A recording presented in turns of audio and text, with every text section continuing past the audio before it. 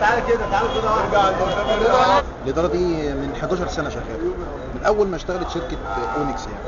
اتدربنا سنة ونص مع خبراء أمريكان وكلام من ده، وقالوا لنا مرتباتكم بقى هتبقى عالية فوجئنا إن المرتب أول ما بدأ ب 400 جنيه، قعد 4 سنين ما بيزيدش.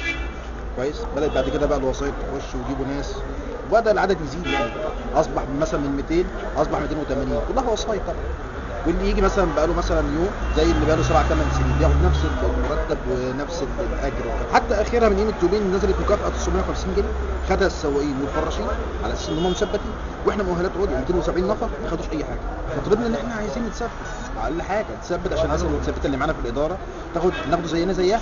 احنا مشكلتنا مشكله التثبيت، وجينا هنا عشان نقابل السيد المحافظ عصام سالم، وهو اكتفى بوفد معين من اكتر من اداره، لان احنا مجموعه من المؤقتين، احنا ائتلاف المؤقتين، بحيث ان احنا نعرض مشاكلنا ونشوف ايه الحلول، اذا كان مشكله التثبيت او اذا كان مشكله الاجور. قابلنا سياده المحافظ وهو قعد بدراسه المشاكل.